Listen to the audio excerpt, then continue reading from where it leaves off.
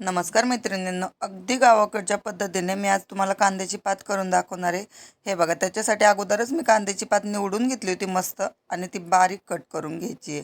त्याच्याबरोबर छोटे जे कांदे होते ना, तेही मी कट केलेत, कारण की याचे छोटे कांदे होते, मोठे असते तर अगोदरच वेगळे करावे लागतात, आणि कवळे होते त्याच्यामुळे मी वेगळे नाही केले, त्याच्यातच कट केले। आणि हे बघा, त्याच्यासाठी मी काय केलं, लसूण आणि मिरची टेचून घेतली मस्त, आणि 2-3 चमचे तेल टाकलं, आणि ती मिरची परतून घेतली, आणि मग हरभऱ्याची डाळ टाकली त्याच्यामध्ये, भिजवून घेतली मी हरभऱ्याची डाळ। आणि हे बघा, कांद्याची पात टाकून द्या आणि मस्त परतू द्या त्याला। थोडंसंच मीठ टाकले मी, अगोदर पण मीठ टाकलं होतं। आणि हे बघा, झाकण ठेवून मस्त होऊ द्या।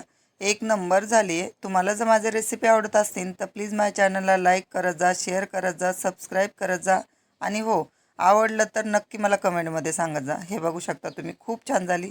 चला आपण याला बाजरीच्या भाकरीबरोबर खाऊ, मस्त एक नंबर झाली बघा।